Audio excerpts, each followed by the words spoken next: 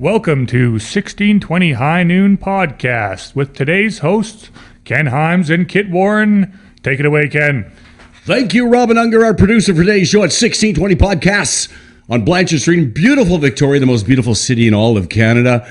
We got a big show here tonight. Our executive producer is Kit Warren, the commish, one of the most electrifying men on the West Coast, doing all kinds of great things to help people out. But today we got another guy that showed up here all the way from Winnipeg, Manitoba, and good friend of Donnie Lalonde, the Golden Boy. We'll talk about that. Trevor Sanderson is on the show today.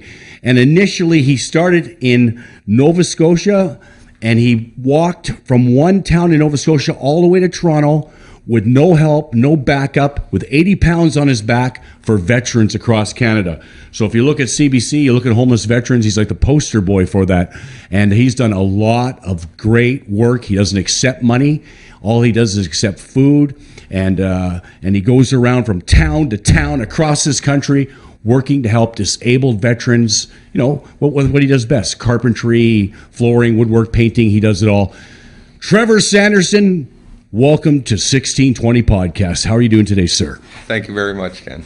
I'm doing pretty good. 91, 93, he was in the same regiment I was, and 1st and 3rd Battalion? I was 1st Battalion in Calgary. 1st Battalion PPCLI, if you don't know what that is, that's Princess Patricia Canadian Light Infantry, and Don Cherry talks about it on, he's one of our guys, right? He represents us and represents on Hockey Night in Canada. So, a great organization we give our lives for. It was about teamwork back then. It was about courage. It was about brotherhood, and that still works today. Things have changed with the 94 with human rights coming in, and then there's Op Honor, where we started going after people for certain reasons. I've got very politically charged, but when we were there, back in the day, and to this day, we'd still fight beside our guys, whether it was on the hills of Wainwright, or in the bars of Wainwright, or the bars anywhere, or in the battlefield. We love this regiment, and we're here to talk to a veteran, Trevor Sanderson, today. How did you get started doing what you do to help people across Canada, Trevor? I actually ended up homeless in 97. I broke up with my girlfriend, and I ended up on the streets in Sydney, Nova Scotia. And I was an industrial insulator from Alberta. I was making anywhere from 80 to 110,000 a year. And I went to their welfare office and asked for a bus ticket to get back to Manitoba, and they told me to hitchhike. So I got a little bit mad, and I ended up going on social assistance for a few months, and I actually started doing research on what was happening in Canada, because I've grown up in poverty most of my life.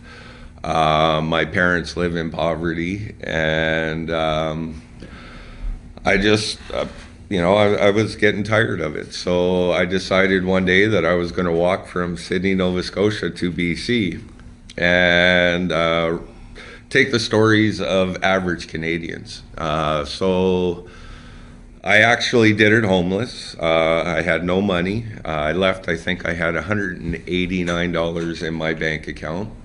And I walked to Halifax from Sydney, Nova Scotia. And I went to the social service office there. And they gave me the name of 2 different homeless shelters.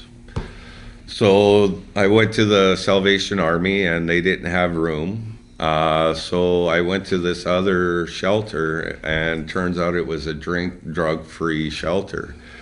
And I was sitting outside having a cigarette, and the guy came around the corner, and he was stabbed in the neck and in the arm. Whoa.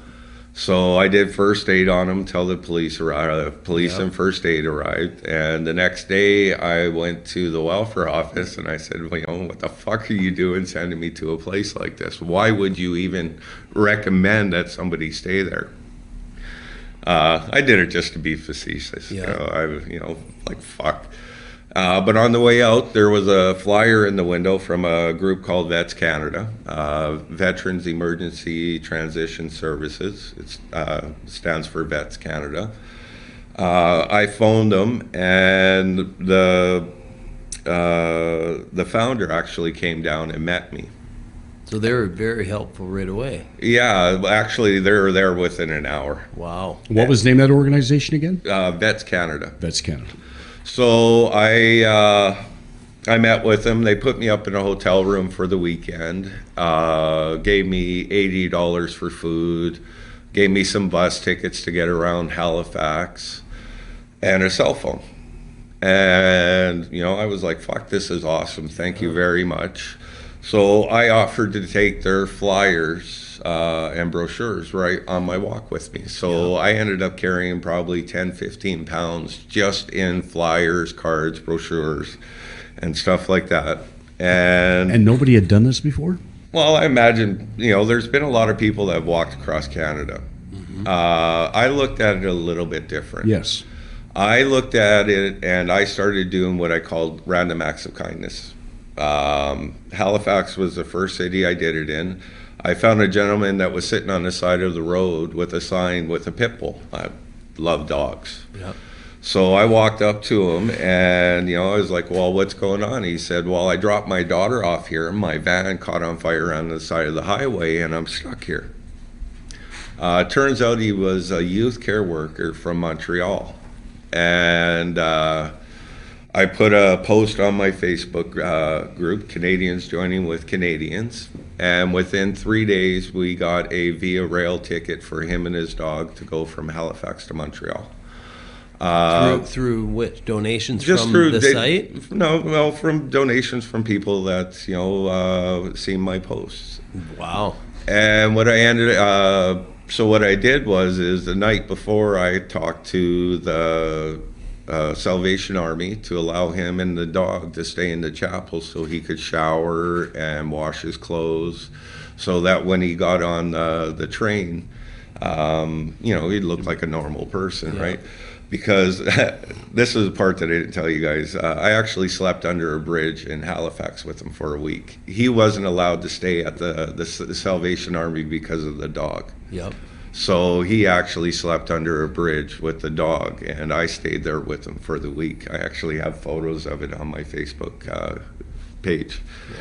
So that was my first random act of kindness. And that reached the hearts of the people that were watching it. Now, do you post pictures after, or do you meet these people or hear from them after? I met him in Montreal when I was there. Cool. And I actually, when I got to Montreal on my walk a couple months later, I actually stayed with him under the John Cartier Bridge with about 4 or 5 homeless teens.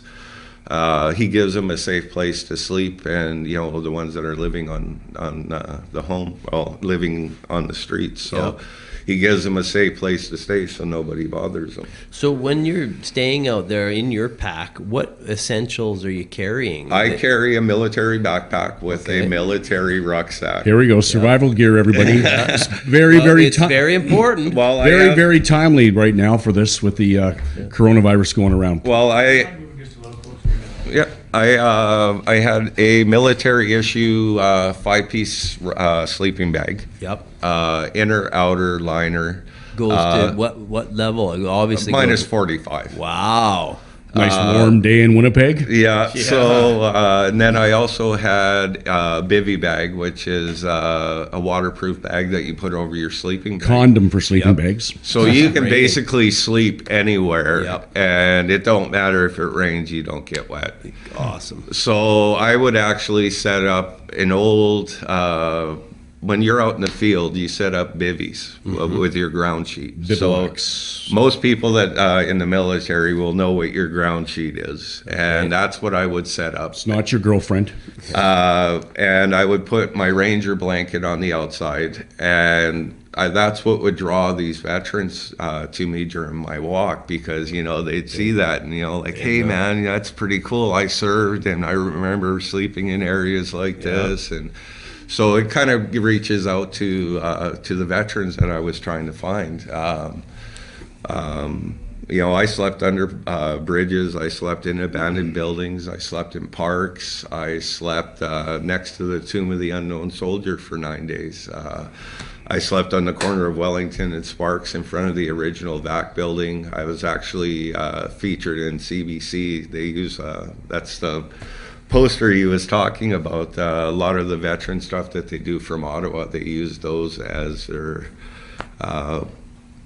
what do you call those pictures? Stock pictures, I guess. So that doing all this has made you very capable of any sort of ecosystem that you can survive in. I can survive anywhere. Cool. I don't need. When I was on my walks, I took usually on average 6 packages of itchy band noodles because you don't want weight, right? I already have 70 pounds without any food or water. So a gallon of water is just over 10 pounds. Yep. So you add that, and then you add your food on top of that. So you're adding another 20 pounds when you're leaving every city. Place. So that's a lot of extra weight, right? And so you need the calories for the walk that you're doing. This show was brought to you by Itchy what? Itchy Bun. Well, they're easy to cook, and you can always. Did they give you the nutrients and were you fueled enough to make it? I went days without eating. I mean, I was homeless. My income for 2017 was $1,200. I mean, I wasn't rich. and you're out there helping others. Well, that's what you're doing. And the Veterans Affairs wasn't helping you, right? It wasn't until they discovered you had broken knees from the military, etc. Well, you had not taken a dollar. Yeah, I didn't even know I qualified for veteran services until I got to Moncton, New Brunswick. I ran into a case manager through Veterans Affairs. And I had to sign up, I'm walking across Canada for vets and first responders with PTSD. And she goes, well, do you mind if I pull your service record? And I said, sure. And I gave her, I signed the papers for her. And she came back a couple days later and she goes, Trevor, do you know you qualify for services for this, and this? I said, yeah, so, I mean, what does that mean to me? You're giving up on the system. I didn't even know about the system. Right. A lot of us don't. And she came down and she filled out my mental health. She filled out for my knees, my hearing, my tinnitus. But I was homeless. So there's nothing that could really do for me at that point until I was stable. So I never even thought anything of it. And I found out that I was going to Ottawa on a certain date for a methaquin rally, which was an anti-malaria drug that the military gave Canadian soldiers back in the early 90s, mid-90s, which mimics a lot of PTSD services. I never took it, but I have a lot of friends that did. They're actually fighting the government right now for, to have it recognized at the damage that it did. This certain drug. Yeah, it's called methaquin. It's actually in civilian life called Lariam. And if you've ever gone somewhere that you've taken an anti-malaria drug and you've taken Lariam and you suffer from PTSD, get yourself tested for methaquin toxicity poisoning, because it's an actual, what it does is it eats your brainstem. Wow. And, it causes a lot of troubles, but all the symptoms mimic PTSD, except for you have more vivid dreams, you have... so who would run into this? People that are traveling to different places? Well, civilians, yes. But see, back in the early 90s, the military did a test with the drug on the military. Somalia was Canadian Airborne in Somalia, the Somalia incident that got them disbanded. Yes, that was one of the incidents. There's also Afghanistan and a few other places. It's actually still issued by the Canadian government today. But in other countries like Australia, United States, and that, they're actually starting to win lawsuits against their departments of DOD. Yep. So that's starting to come forward now. That's one. A good friend of mine, Marge Maggi, who was Clayton Maggi's wife at the time, was holding a methaquin rally at Parliament Hill. And I told her I would be there for it. And going back to my case manager, booked my mental health assessment for that same week for me. Okay. So when I came to Ottawa, I did my mental health assessment, and when I got to Winnipeg, I stopped my walk on Remembrance Day, November 11th. Yep. Was that a forced stop? No, I kind of something happened in October. Yep. That really broke my heart, and I was told I couldn't go home back to the person that I was doing my walk for, and that's kind of another story. But anyways, I stopped. I went to the VAC office in Winnipeg, told them that I was here now for at least a couple months till spring. And they red filed my PTSD claim. And within 7 days, I had my 20% assessment, which turned out to be a rather nice sum of money. But on top of that, I started getting to go to Deer Lodge Center, OSI, occupational stress injury, which is my therapy, my mental health for the last 2 years. So I've got to see a therapist twice a month and my psychiatrist once every other month. So it's kind of helped in that way. I've kind of triggered a few times since November and been kind of all over the place. So I do suffer from mental health. That's why this is so important to me. I locked myself away for a lot of years. And I know what it's like to be alone and feel that there's nobody there. And now I get a pension a month, and I use that to fund my adventures. Trips and your across work. Canada, Yeah, so Where you're going to, your adventures healing other people or finding other people that need the same exactly, and helping them with the paperwork through Veterans Affairs, helping them, just sitting down talking to them is something that I want to give you a hug, bro. so Anytime you need it, let me know. Getting back to the original story there, Clayton Mashty was part of the Airborne. Airborne, and a Somalian kid. The Somalians had been jumping over the fence, stealing, attacking the compound over and over again. Okay. They were on this drug, this medication, and Mashty got together with a couple people and was accused and beat the crap out of this poor black kid. Yep. A teenager, almost a fully grown man, I believe, and so he got charged, and after that he tried to commit suicide, hung himself. And now, getting back to the original story here, you were to meet his wife. Yes. Whereabouts again? In Ottawa. I actually talk to her every once in a while.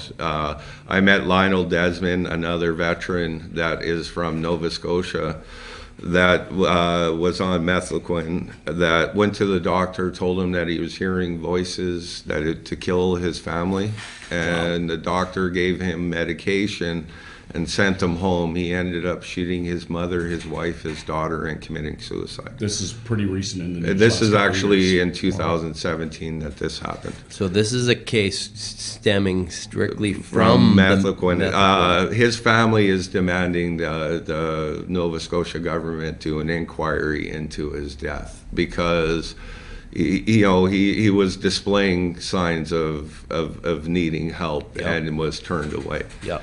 So it's an error in the system of looking to. Well, they know the problem is there, Yep. but they're not willing to accept it yet. It's not that big of an issue. You got to remember, there's maybe 120,000 vets in Canada, roughly, maybe a little bit more. But you figure a percentage of that is maybe 3% took this drug. Yep. So on the overall scale of it, vax more deny, waste time, and hope that you die before you got any of these services. Deny, delay, and die. No, is this a pattern? From the book, is this a pattern that's been happening, Ken? Little skirmish. This is the most complicated organization. I think they're an insurance company. The Trudeau government just gave several $1 million away, and from that fund, the Veterans Affairs, for people like us that are still trying to get claims through. Yep. These are two really good books, Treated Like a Liability and Dirty Little Skirmish by David McLeod and my good friend Harold Leduc, that explains how complicated the system is. It's not that the system is complicated. It's the wording on how we word it. So if you put in there, I hurt my knees during service, and because I did forced marches. Well, that's not really any indication of what happened and how your knee or whatever you're claiming is service related. Now, if you put down, I was in a training exercise, roughly the year, the month, I went to the MRI, reported it, then you can go through your service records, pull up those incidents, and include that with your service or your claim. So now when they look at it, I hurt my knee on this date, check document A. They look at document A, it's your service records, it shows it's claimable. And so that's where what people don't understand is they're looking at, thousands of claims and then going through thousands of pages of service records trying to associate that claim with that thing. Well, VAC workers are only allowed to work on your case file for so many minutes a day. I think when I talked to mine, she said it's something like 20 minutes a day, because that way they don't become personally involved in these cases. Yep. So, if they're working on it 20 minutes one day, now they read 3 pages. Now they have to read another 3 pages. So that takes 14 months for them to go through your entire service record. Mm-hmm. Whereas if you had the chip right there with the date, and you can, then they can go right up into that date and look into it. It makes things easier on both parts. It makes it faster. But that's, like I said, it's all in the wording and how you present it to VAC, because they are an insurance company. So what I recommend you do is, if you want to fill out a claim, take it to a case manager. They have to help you fill it out. That's what they're there for. Mm-hmm.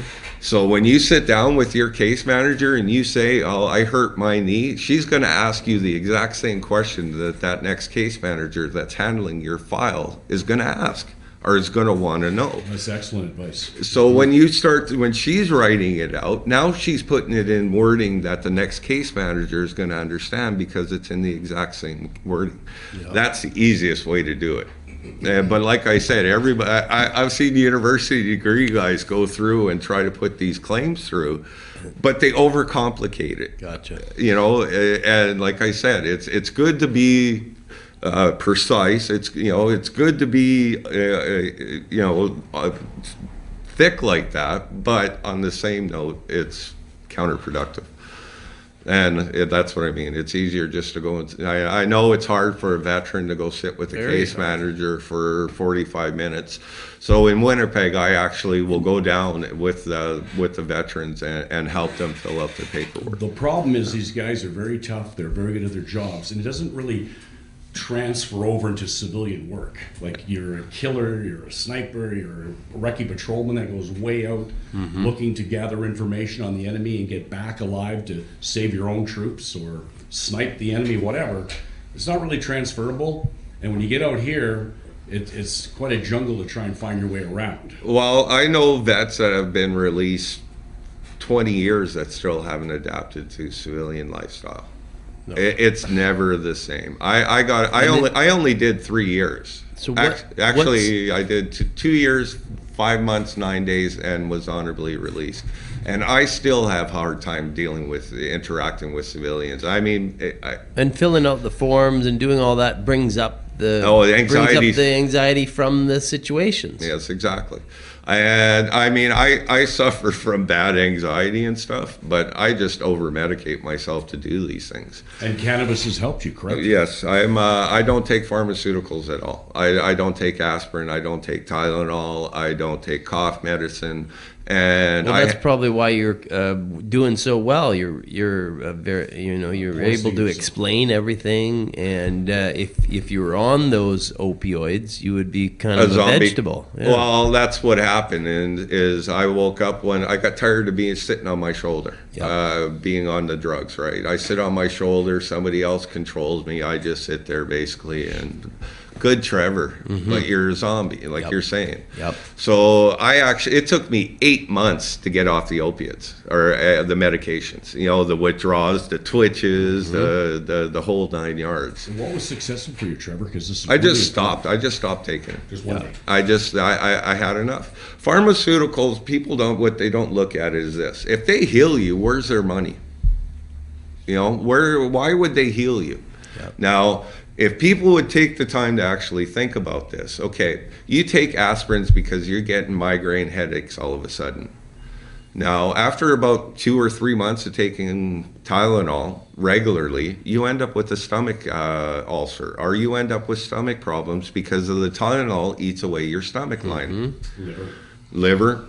Okay, now you have to take something to counterbalance the Tylenol. So then it expires. You know, now you got to take something that goes for your stomach that helps your intestines. Now you got to take.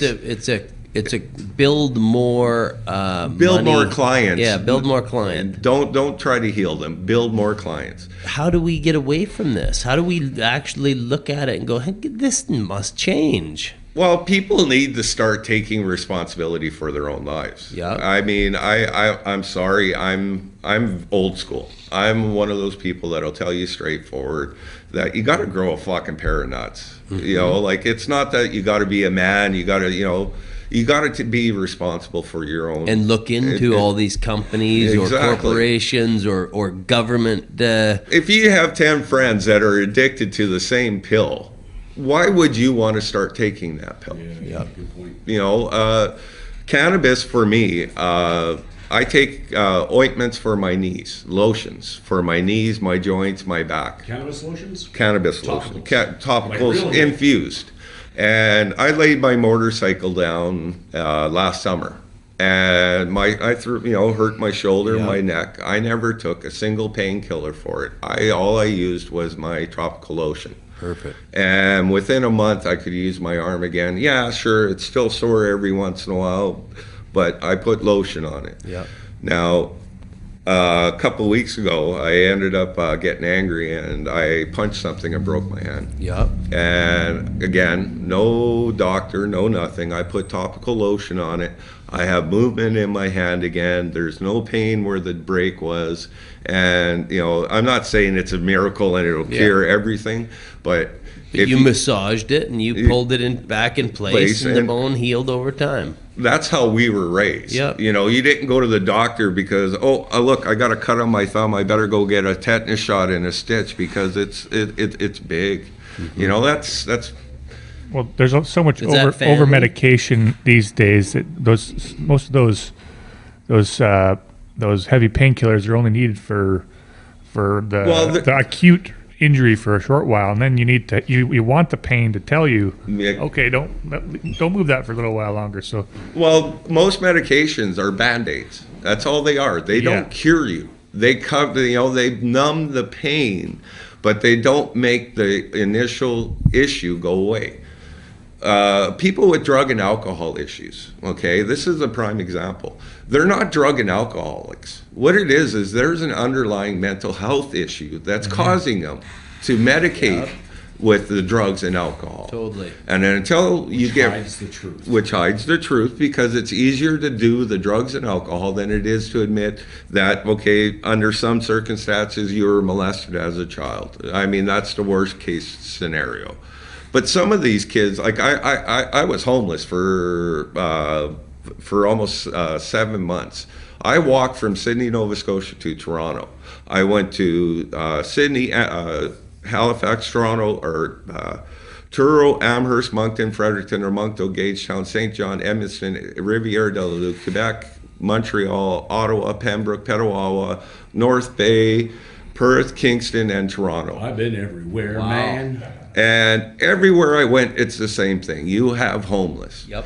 But you also have a class of kids that just like to sit on the street corner and pretend that they're homeless. Mm-hmm. They dress it, they act like it, and at the attention, end, what it does is it makes it harder for the ones that are actually homeless, because they're the ones that are out there panhandling. They're the ones that are out there causing troubles, because at night they can go home. Gotcha. They can take that shower, put those warm, clean clothes on, and it makes they think it's a game. Yep. They like the freedom of hanging out in the streets. But then they can, but they don't understand the real things that are happening. They think it's cool to have that homeless friend, and it's sad. And you saw that in most cities? Every city I go to. Okay. When you have rock stars pretending to be punk rock stars and doing all this stuff to act really cool and stuff, and then you meet Neil Peart of Rush, who actually did live on the streets like you and did live in little huts and drank shitty water from shitty wells as he traveled on his motorcycle around the world when he was injured and sad because he'd lost his wife and etc. So, I can totally relate to what you're saying about the real people, the truthful people, and the people with that fake thing going on. And fakery is everywhere in our society. Sure. Well, it's not just that. It's people think that they have the right to judge other people nowadays. I don't understand what gives them the right to judge. Okay, I've lived probably one of the hardest lives you've ever lived. I grew up on the streets of Winnipeg. I grew up fighting. When I joined the military, I became an administrative burden, an alcoholic. They released me as a financial burden. Okay, after I got out, I didn't know what to do. I was violent. I was violent in the military. Which they like. And I loved it because I grew up with that you nurture. Could release it in the military. Exactly. So when I hit civilian life, I didn't know what to do. So I did collections for a while. I collected money for people, and I loved it. I accelerated at it. It wasn't until my son was born that I actually stopped. I stopped drinking. I stopped partying. I stopped doing drugs, and I actually ended up secluding myself for 3 years in my bedroom because I was too afraid to go out because I would daydream about killing people. Yeah.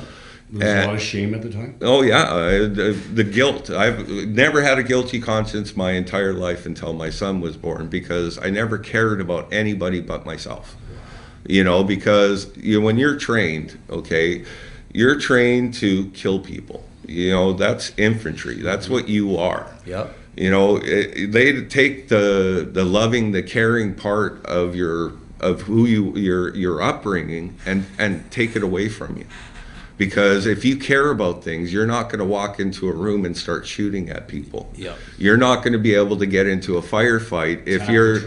Yes, exactly. So is this molding the tool to have it work for? It's brainwashing back then. It was max power, all aggression, no fear. Close with, destroy the enemy under any terrain, under any condition, yep. under any weather condition, and with great prejudice. And like I said, if you don't think about when you're, if you're in a fight, you don't think about, I don't want to hurt this guy.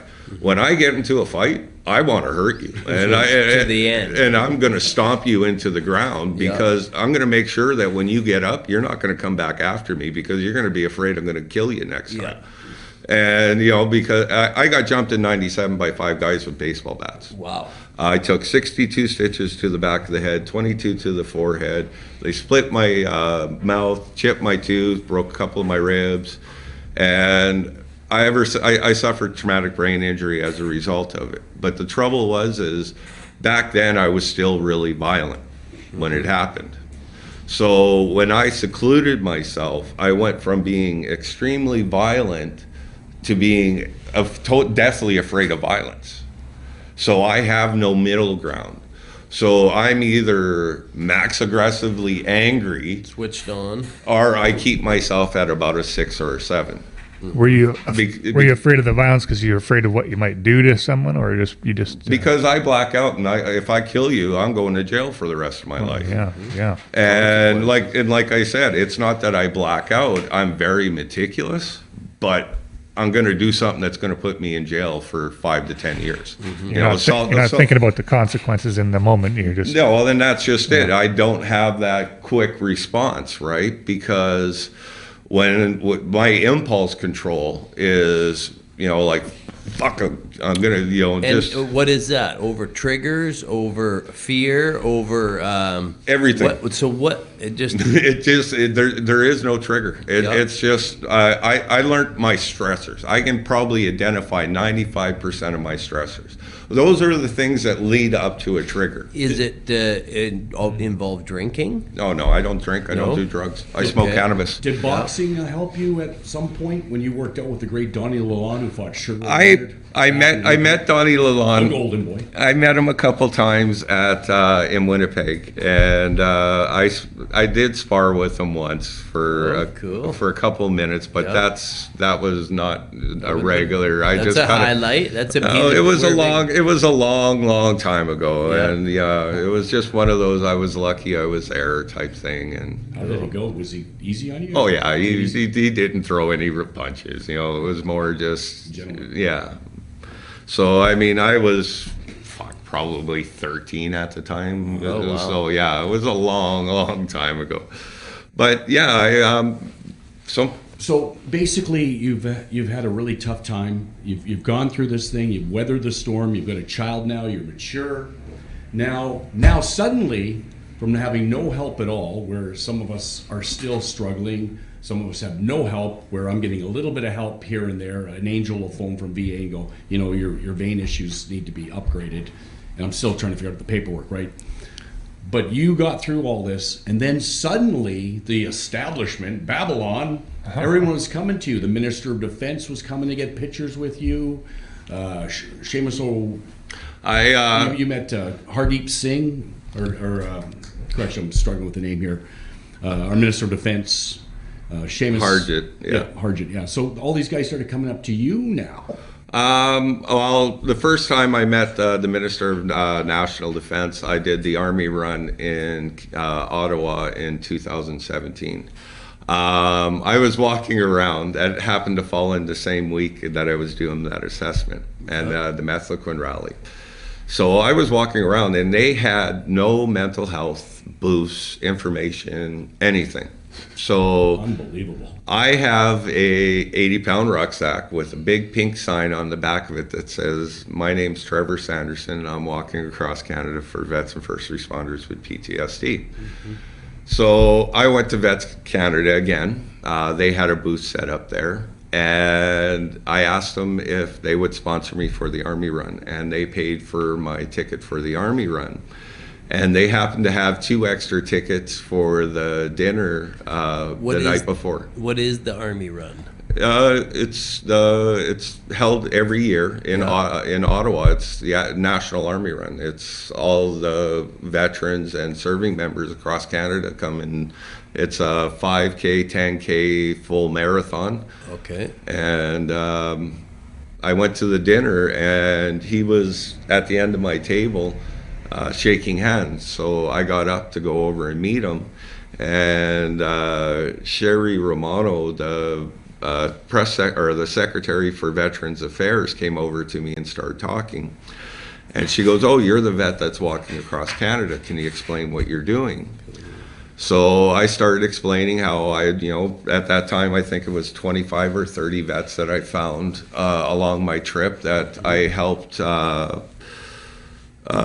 give brochures to. I helped, I think, about 8 of them to get into Vets Canada, the Legion, and other programs to help them start getting off the streets. And all the while, Harjit was standing over my shoulder listening, and he came and joined the conversation.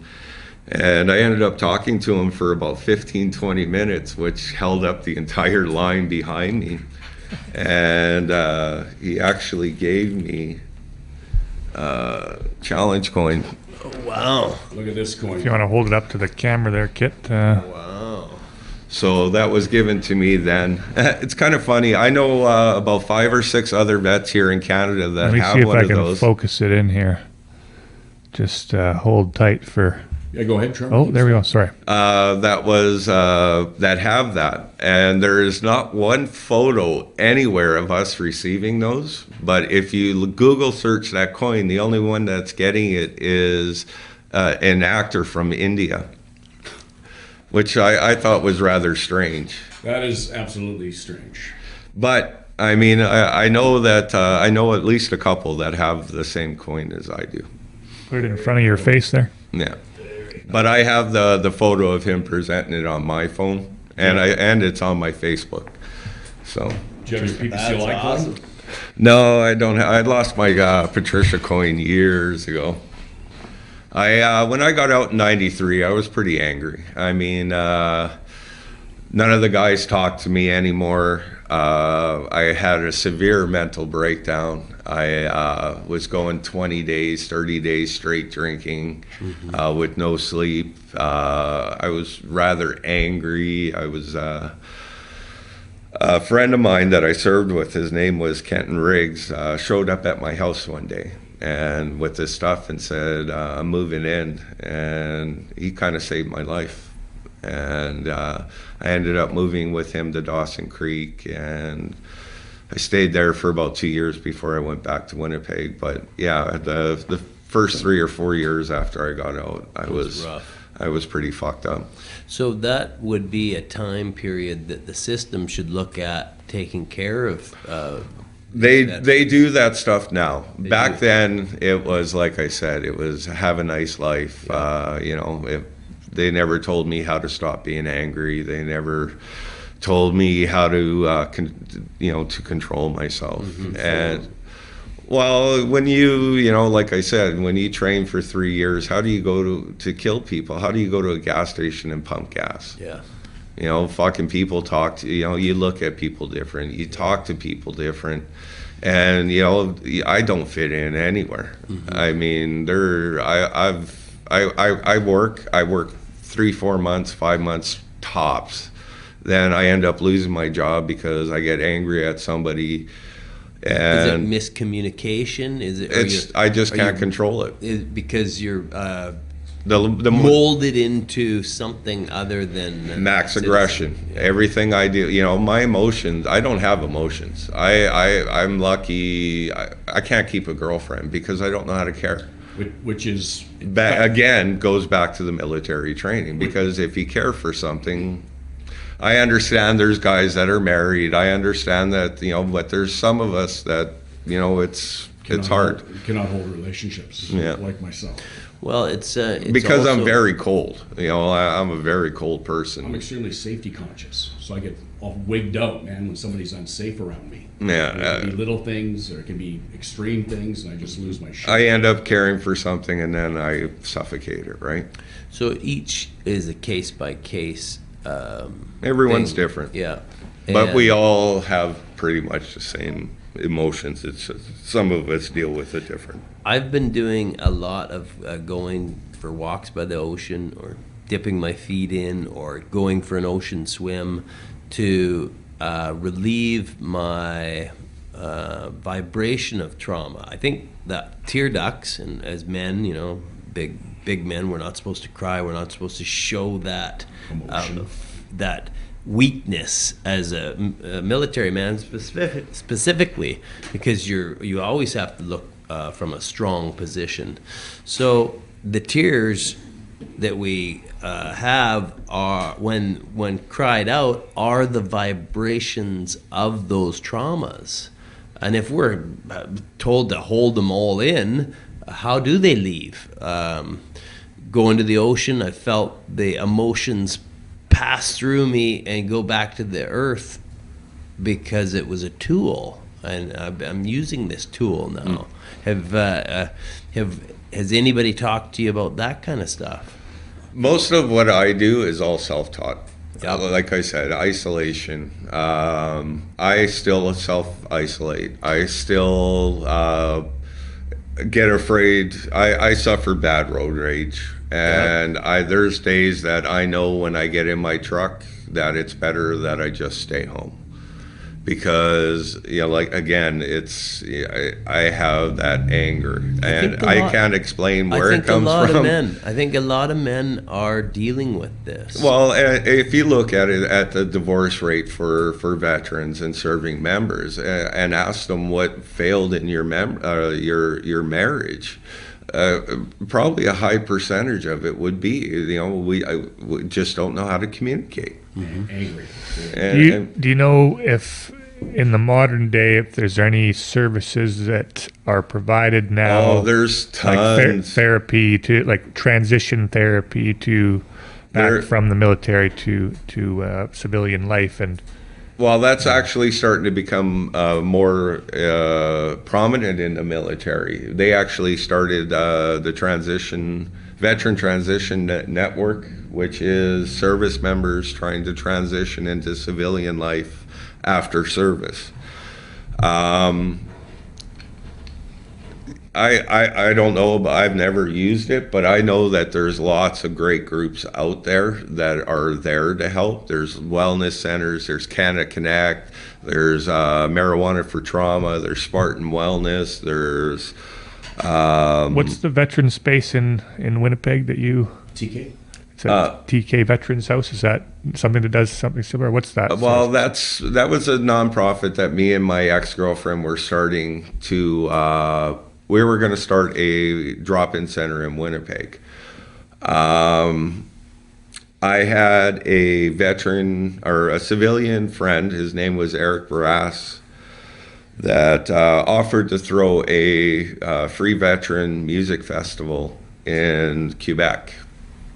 And turns out that the Yellow Vest movement decided that they were going to host their weekend. This isn't the Yellow Vest movement from France. This is from Alberta. From here in Canada. We're going to host their weekend at the same event because of the music and free camping as their protest on Parliament Hill.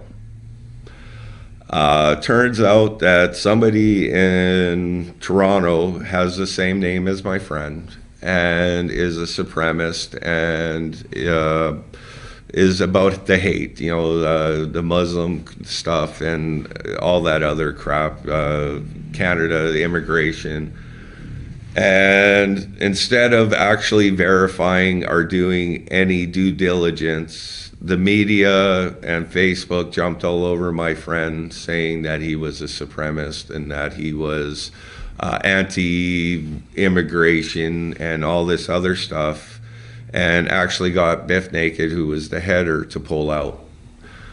Now, the proceeds from that event were actually going to open my drop-in center in Winnipeg.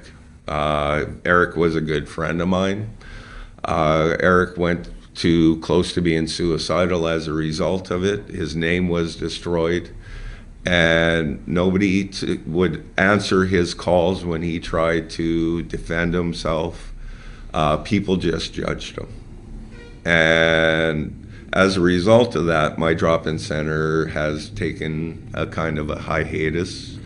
It was very hard on me personally because my friend was destroyed for nothing because people wanted to associate him for somebody he wasn't. And I actually drove from Winnipeg to Gatineau to see him and tell him that, hey man, it's not your fault. You didn't, I understand what he was trying to do. And, for the media and stuff like that to destroy him over a name that wasn't even him. Wow. Yeah, stuff like that. Like I said, people don't realize how much power they have being so judgmental. Do you know if... Oh, sorry, go ahead, Ken. People that can't think critically and can't fact check, and including the Canadian press. I mean, the press was on you too, or on Eric, is absolutely ridiculous. It's incredulous that this happened in today's society because the Canadian press rules you have to do both sides of the story. Like when they came here at the national television station, well, what they did is they posted a bunch of YouTube videos of him doing his spiels and stuff like that. It wasn't even Eric that was in the videos. No. So, like I said, he tried to contact them. They wouldn't even listen to him. So, do you have any lawyers out there who want to get on top of this? Well, there is no slander law in Canada. So the military is looking at something called moral injury now, where people get called on it or blamed for something they didn't do, and the police show up their house like they did to mine 22 years ago, back when I lived on Arncott in Langford, and they show up and charge you with something you didn't do, and then everything goes away, but you're still left with this incredible shame and guilt because people are looking at you differently now. Well, especially with what I do. I do everything voluntary. I don't take donations. I don't ask for anything from anybody because I'm so afraid of being, somebody doing exactly to me that they did to Eric. I mean, if you look at what I've done over the last 3 years, I've gone out to a PTSD retreat called Rally Point Retreat in Sable River, Nova Scotia. I built them a deck, a wheelchair access, an office, and a TV room. I went to St. John, New Brunswick. I painted a 3-story homelessness to stable rents for veterans building by hand. Are other people coming to help you? They see your I work leadership? better alone. I work better alone. But are you inspiring other people to take action? Of course, like that? and I encourage it. Yeah. Like I have a hard time with accepting Platitudes, gifts. That's not what I'm about. What I'm about is showing. I'm not one of those keyboard warriors that sits there and says we need to do more for our veterans. Well, what are you going to do to do more? Go make another sandwich, or do another post of a bullshit meme or whatever the hell of like the government needs to do more for for veterans. Well, that does absolutely nothing except make you look like a fucking idiot. You're a man of action. And so you know what all of us have friends that we know are struggling. Kit Warren. Why can't we go over to your house and sit and have coffee with you one day? I'll drive 5 hours out of my way just to go and shake your hand because I told you I will come and meet you. Yeah. Because and you know what? I'll drive 5 hours to put a roof on a veteran's house in Saskatchewan when there's probably 300 vets that live in Saskatchewan. So this is taking one case at a time and finding the solutions, making these people. There are no problems. There's only solutions. Yeah. If you look at everything as a problem, then you're negative. When you're negative, you'll never move forward. Look for solutions because solutions, then you're looking to move forward because then there is no problem that you can't solve. Two of the biggest problem solvers I've ever met are in the room right now. Going eye to eye here. This is Make great. it happen. Well, I just, like I said, I've been knocked down so much. You know what? You want to judge me? Go ahead. I don't really give a shit. But I'll tell you right now, you'll never be able to stand up for what I do.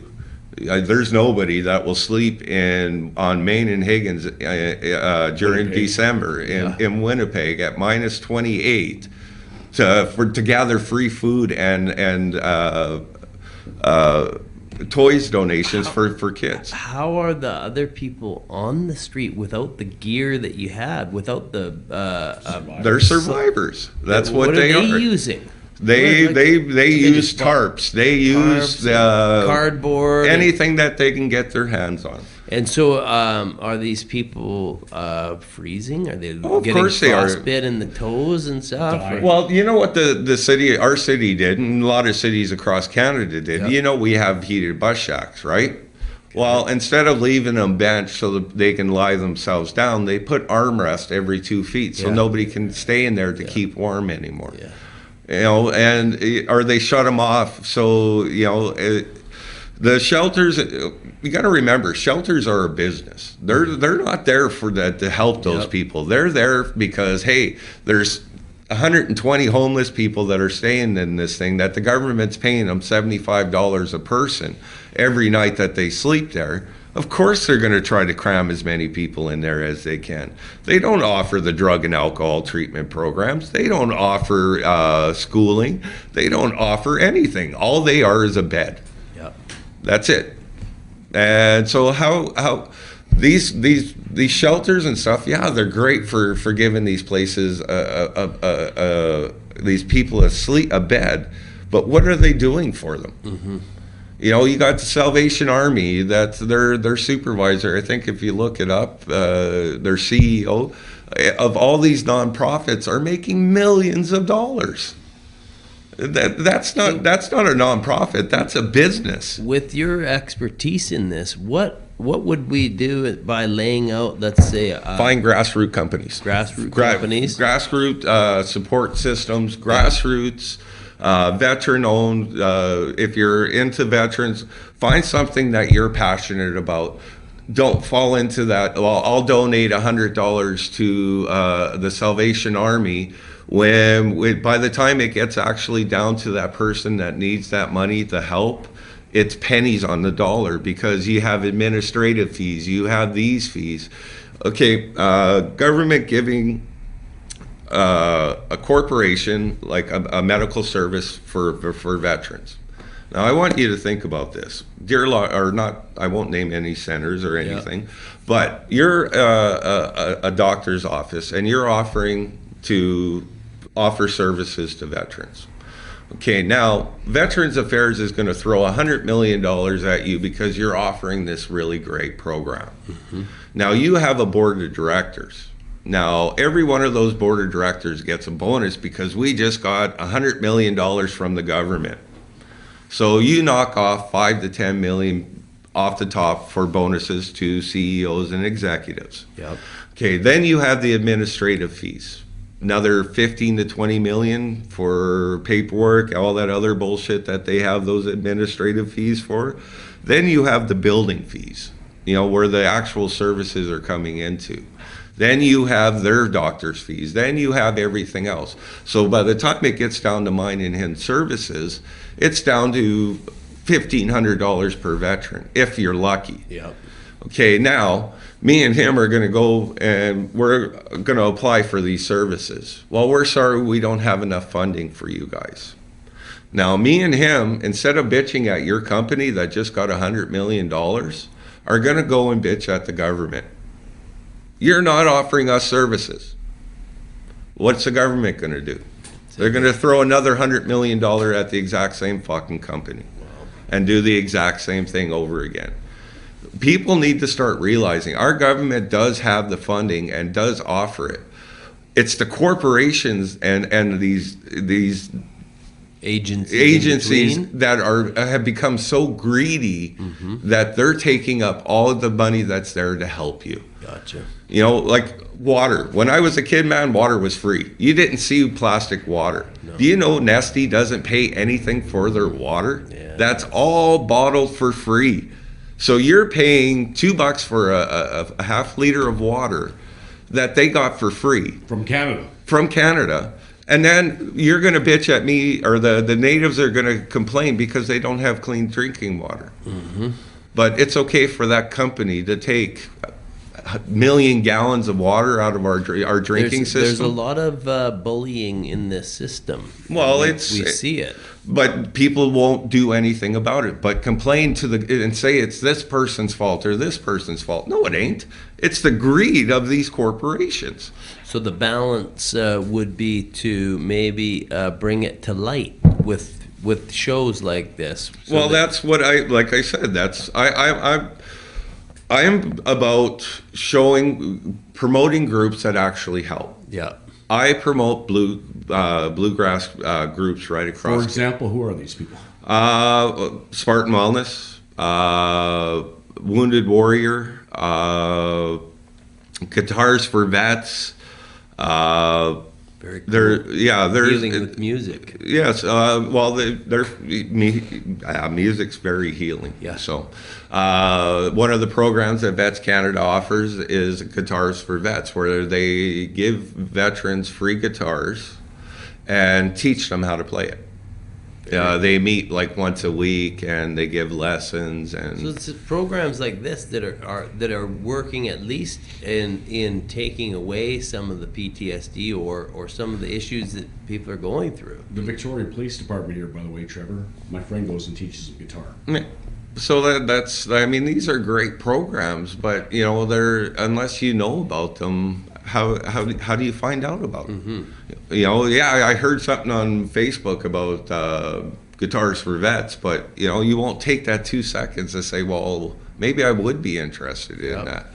I'm big about following information. I don't post any propaganda. I don't post anything hateful. Everything I do is the show, like I said. Graham, I'm here in Langford helping a veteran. Langford, BC. His name is Graham. He's opening veteran to veterans microbrewery, Black Hops Brewing, and he can't afford. Well, he was struggling with the renovations. Yep. So I actually drove from Winnipeg. I've been here since the 3rd of March, and doing all the renovations for him for free. Wow. So this summer, I actually have 40 to 50 different veterans from here to Newfoundland that I'm going to do free renovations for. So I told this guy I'm here for a month. I don't usually stay that long, but I wanted to make sure that everything for him. Is he hiring other veterans and sort of being a sort of hub? Well, he's nervous. His opening's coming March 20th, this Friday. Okay. And he's a So how do people get out there and support this? Come out, have a beer. Where is it? Where is it exactly in Langford? Do we know? It's the corner of Millstream, just past Costco. Very cool. It's the old Axe and Barrel Log House Pub. Yeah. Wow. Log House Pub. Nice Well, it's interesting because now we're introducing beer to this promotion. CBD. Which, CBC infused drinks would be so much better. No, CBD. Hops has CBD. Yeah. I never knew that. As a rugby player, we drink beer after we play rugby, and it's a thing known around the world. But beer, hops, has CBD in it. And we have endocannabinoid receptors in our system. Well, Dr. Dave. If you look at it, our body actually has 2 healing mechanisms. One is our white blood cells. Yep. And the other one is actually CBD cannabinoids in our body naturally. A woman's breast milk actually contains CBD. Yep. Regardless if she smokes dope or not. It's a natural occurring thing. So when people that use just their blood, to heal for infections and stuff like that, it works great. But what they don't realize when they start using oils and tinctures and lotions is that starts using that other part of your natural healing system. That's why my hand healed. That's why my neck and shoulder healed. Now, what the biggest mistake is people flood their body. Now, over time, your body develops a natural immune to it. So if you were to start with 1/4 milligram of an oil and work your way up to the 3 to 5 to whatever milligram that you take daily, your body actually starts to use the CBD again to get the natural cannabinoids in your body functioning. What ends up happening though, when you take that 5 right off the start, gassy, you got the runs the next day. That's because it's like a car, you're flooding your system. Mm-hmm. So you want to withdraw and let your body naturally absorb it until you build up a tolerance for it, because then it's doing what it's supposed to do. Instead of, you keep plugging away, the more you step on your gas, the more you're going to flood your system. So you got to, hit that brake, relax, let your body slowly absorb it. And you'll find that, that natural pain, that natural body healing actually affects more. Because trust me, 3 weeks ago, I couldn't bend my finger. Mm-hmm. My hand was swollen. And now, you can still see where the broken bone is, but there's no... So CBD changes the vibration in the body. That's right. It's natural. I'll swear by it. Yep. And I don't take any pharmaceuticals at all. I don't take Tylenol. I don't take any of that because you can heal yourself with naturally and still take control of yourself, keep control of yourself, where you're not taking a pill that's making you more anxious. You're not taking a pill that's making you sad. You know, bandaging up the original symptom. And yeah, I've been looking deep into the plastics and sort of their actions in all this. And if we look at pills, they're actually wrapped in plastic. So you have a synthetic vibration that is starting all this off. Well, people need to realize plastic is made by petroleum. It's a petroleum product. Yep. You know, you're putting a petroleum product in your body. Yep. You know, it leaches just like any other petroleum. You know, your baby bottles, that was a big scare a couple of years ago because plastic leaches into your baby's milk.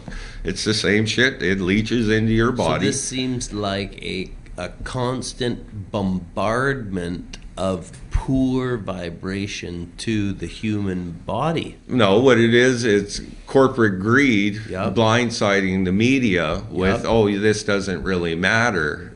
You know, until somebody actually stands up for it and says, hey, this is wrong and you're polluting ourselves. You know, everybody's so upset about all this natural, or the pipelines and all that stuff.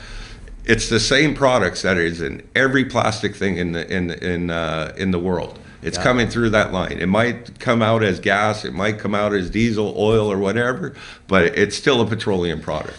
And this seems also like a class thing, because if we go to the class of society that gets to make some of the rules for the human farm, they eat, drink from gold, they have hardwood floors, they have natural marble that they walk on. You know, all of these things seem like it's a poor guy, rich guy thing. Well, here, you want to talk about a poor guy? This is how poor I am. Do you know what I sleep in? I have a 17-foot enclosed trailer that I got a twin mattress in that I haul my motorcycle in.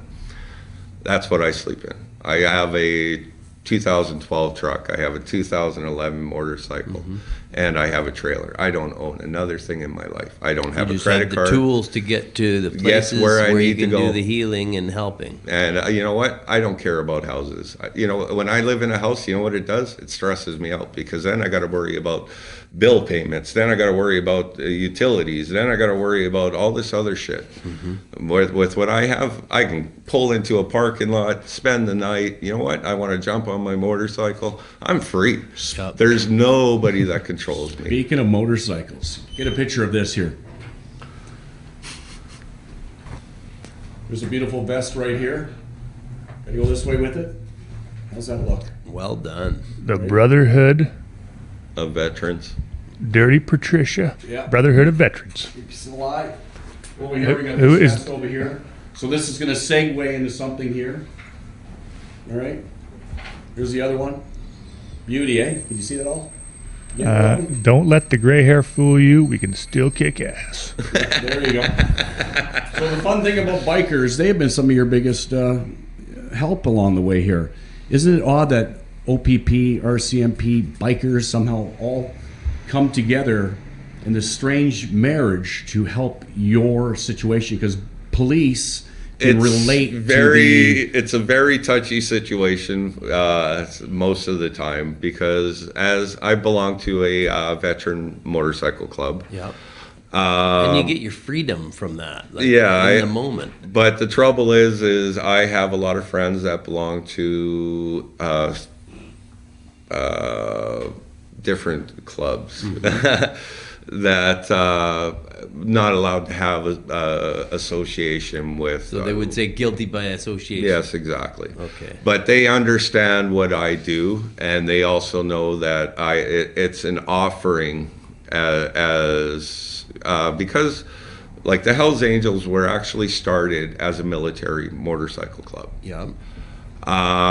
So they fighter pilots, World War II. Yeah, so they kind of searching for the same freedom from the mind. Society. Yeah. Well, like they got back, they didn't fit in. They wanted, they made a club for themselves.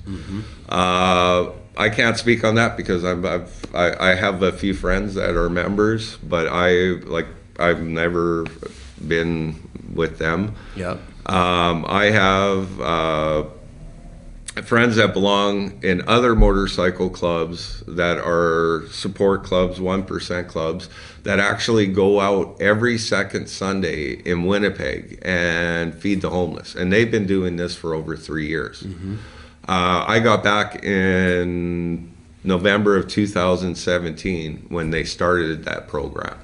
And I did it with them for the first couple months. I was actually going to join a RC in Winnipeg. Yep.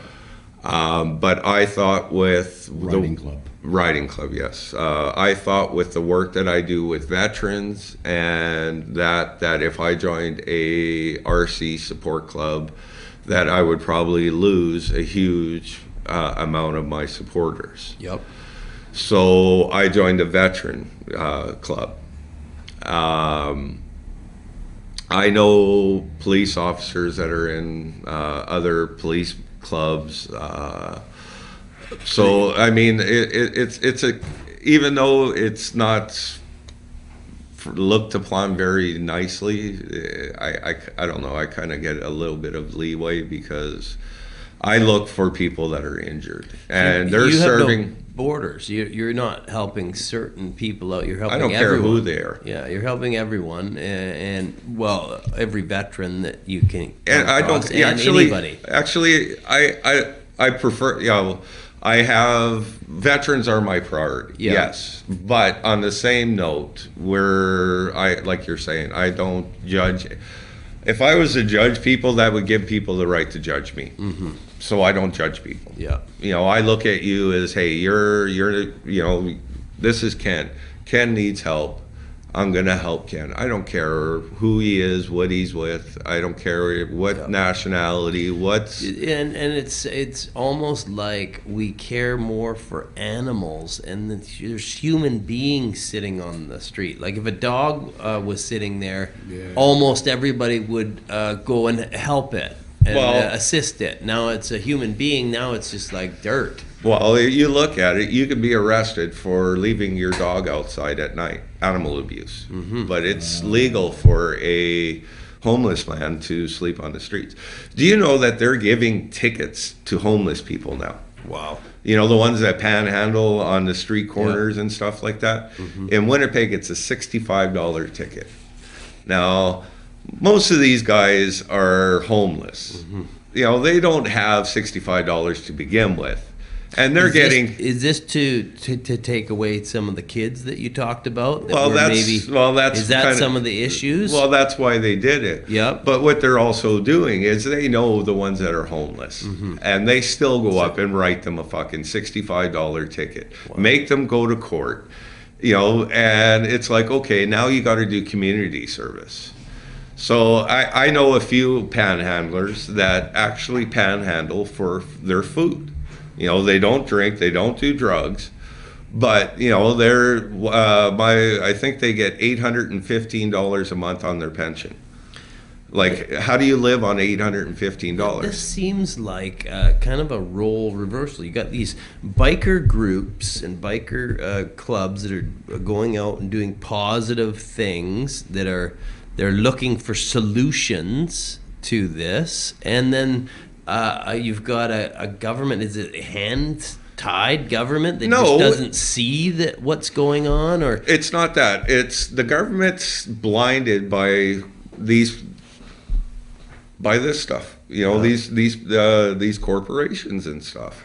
When they do a survey, do they go down to the poor people and ask them what they actually need, or do they go to a corporation and ask the corporation what these poor people need? Find a scientific study or some sort of... But who did they do the study on?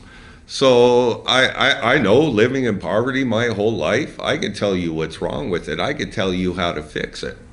But the government won't listen to me, even though I've lived it my whole life, because I'm not a billion-dollar corporation that's going to say, oh, well, if you give me $100 million, I'll fix your problem. But all they do is make the problem worse. You look at it, poorer areas, what are they doing right now with them? They're taking all those low-income houses, all those run-down apartment blocks, and turning them into beautiful condos. Awesome. Now, I want you to think about something. Now, that was an old pension block where the people that are on pension were paying $500 or $600, $700, $800 for rent that now are on the street because they can't afford the $1,500, $1,600 that new beautiful condo brought in. Yes, it makes that community look so much brighter, but where are, people on welfare, people on pension, people that are on disability, where do you think, people think that they live so well. I lived on welfare, $235 a month, $289 a month for rent. Now you find me a house that you can rent for $289. Mm-hmm. Here's what happens. Canadians. I'm talking about average Canadians, not just military. No, and that's what I'm about to say. Canadians look at us as how we get treated, and they're just Canadian. We're the guys who put ourselves out there. The Navy, Air Force put their lives on the line, and they look at how we get treated by the government, and they're just regular Joes, right? Mm-hmm. So you can imagine how they get treated. So they see us in these two books as they see us in themselves. Well, the government's lost view that they work for the Canadian people. Canadian people don't work for the fucking government. People need to start fucking realizing that.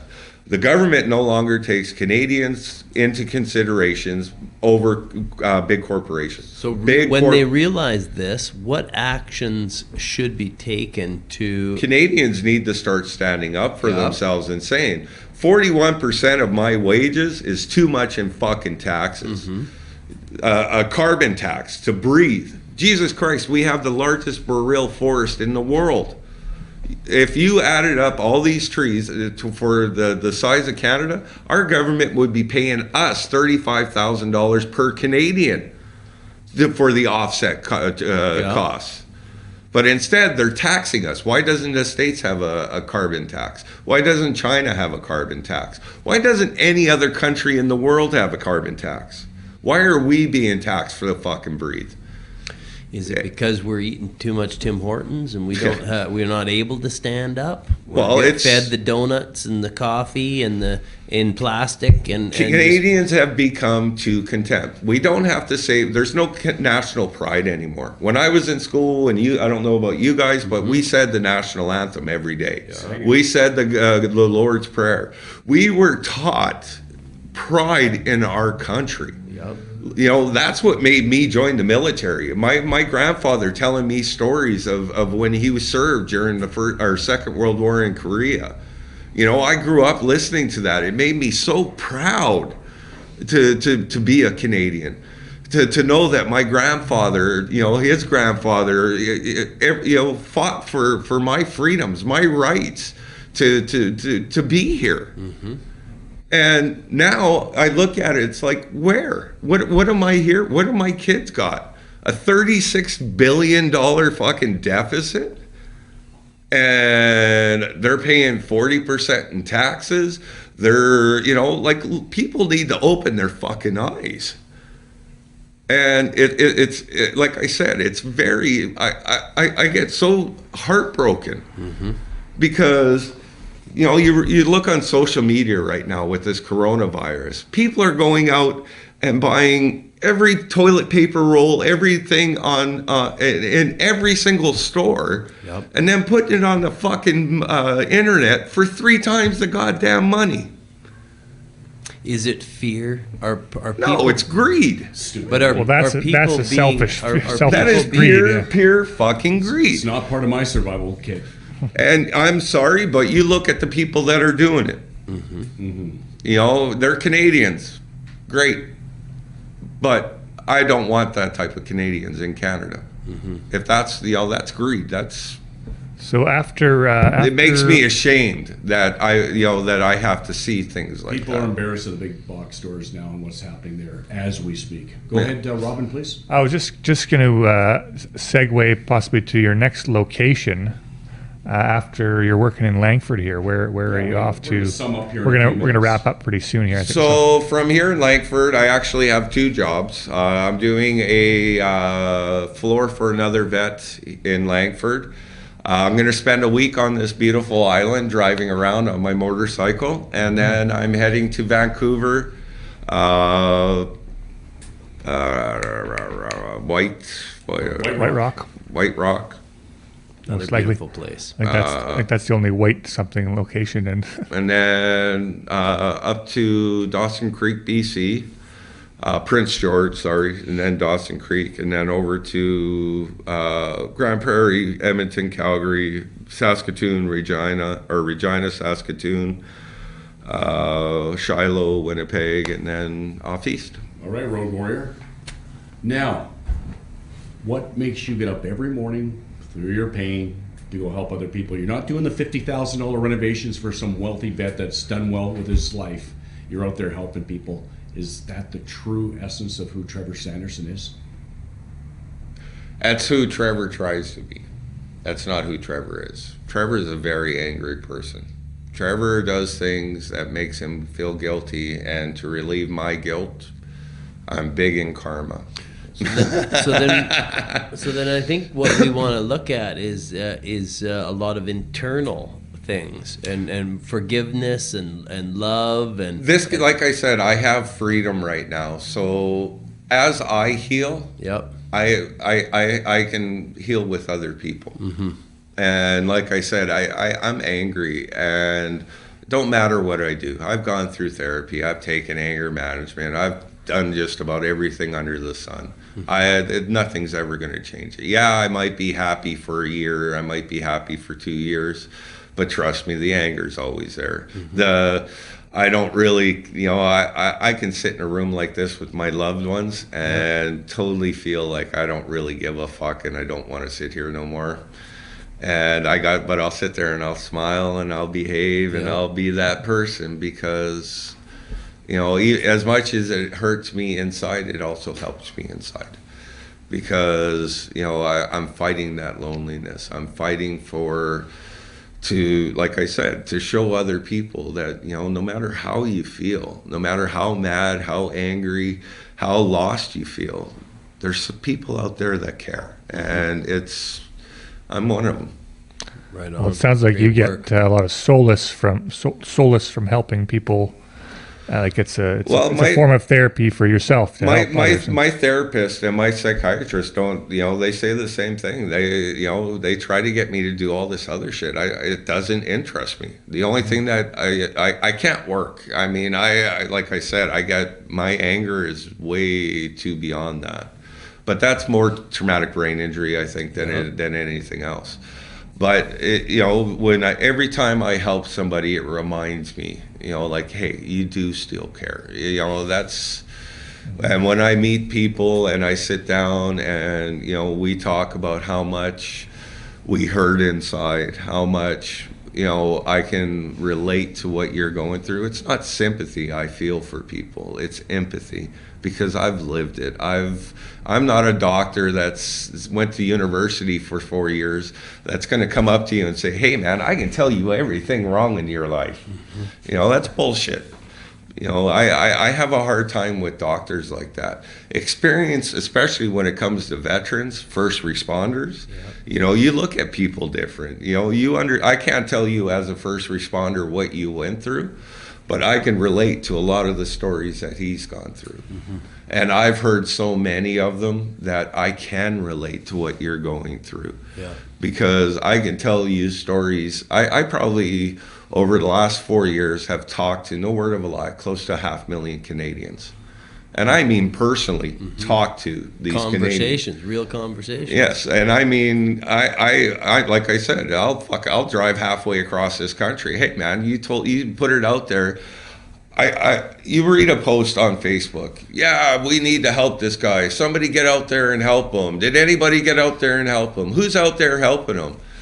Fuck, man, you're in the same goddamn city. Get off your fucking ass. Drive to the guy's fucking house. You know, don't just sit there and say, hey, and then find out the next day the guy killed himself because nobody actually went to fucking visit him. Yeah. So I'll drive all the way across the fucking country just to sit down and have a coffee. I'll drink beer with him. Mm-hmm. You know, fuck, hey, I've even been known to do a line of coke with them once in a while, you know, because sometimes that's what it takes to get these people to open up. And once you get them to open up and they release some of that pressure that they've been holding in and actually find out that there's somebody there, then you'll see they change. They the next morning they're refreshed. And it's like, wow, I haven't felt this good. You know, I haven't talked about that stuff for so long. And that's usually all it takes for most guys. Mm-hmm.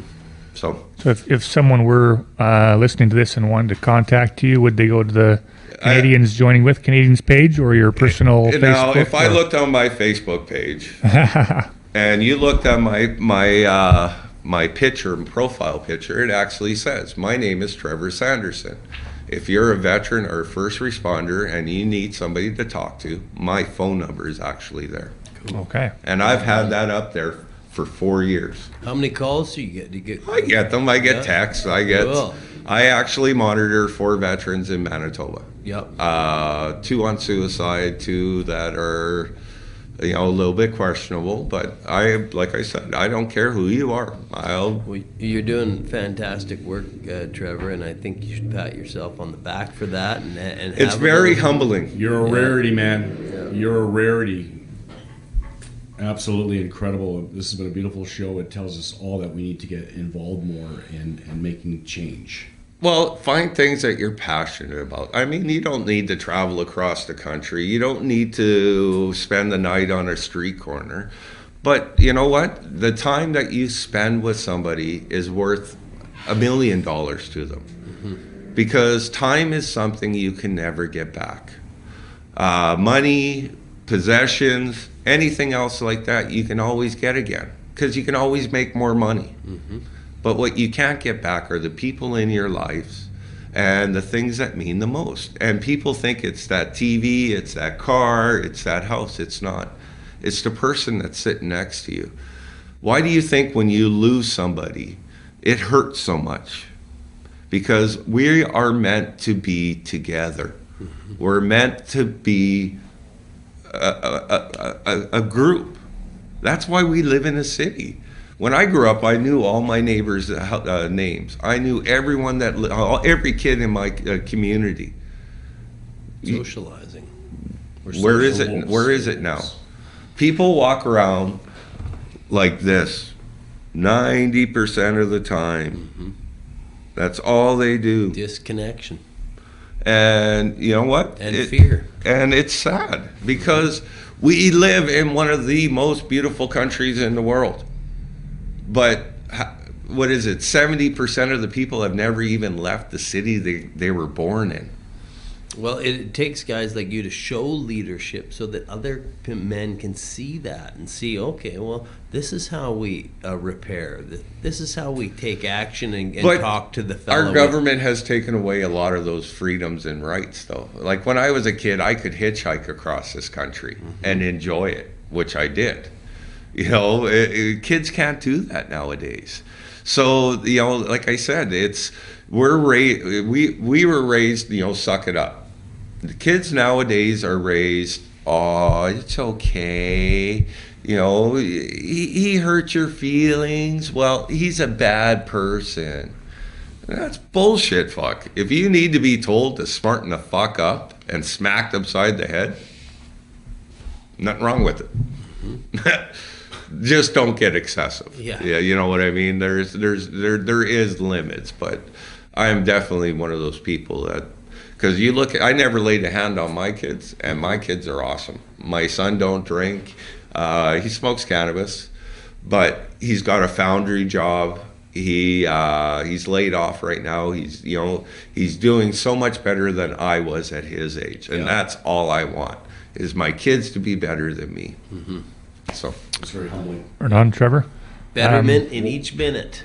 Thank you very, very much for being on the show. You want to sign us off here, and I'll kick it out. Okay, well, thanks everyone for listening. 1620 High Noon podcast. Follow Trevor. Is it a group then? The Canadians joining with Canadians. Is that a Facebook page or a group? Give me a sec here. I'm not sure exactly if there's a specific difference, but people can comment on the page and have discussion on there, and or is it more just yourself posting? Well, I allow posts as long as, like I said, I don't do political. I don't do propaganda and bullshit because that drives people away. Okay. Yeah. What I'm about is educating. If you try to force your opinion on somebody, what ends up happening is they turn around and walk away like a child. I don't want to listen to this. I don't care about this. Mm-hmm. But if you give them a little bit of information and make them curious, then they're going to look for themselves. Okay. Then they're going to come to you asking more questions. Okay. And it's like I said, more personal. Way to do it. Okay, perfect. Solutions. Well, thank you very much, Trevor and Ken. Oh, we still never found that problem. Let's hear. If it's a group or a specific page, I don't think it matters completely because people can. Well, I just wanted to say TK Veterans House is my group, and Canadians joining with Canadians is my. Is there a page? Yeah. Personal page. Okay. Sorry. There you have it. Sounds good. Well, Ken. Well, thank you very much for watching and listening to the 1620 podcast. Please share this. Your producer was Robin Unger, and our executive producer, as always, our influencer, our positive experience guy is Kit Warren. And today we had a great guest who's loved for his work across Canada, a very truthful, honest human being that's out there to help a lot of people, not just veterans. I'm Ken Hollywood Himes from the 1620 podcast High Noon Show. Thank you very much for watching this show. Thank you very much. Right on, guys. Right on. Right on. Beautiful. Good work, bro. Wow.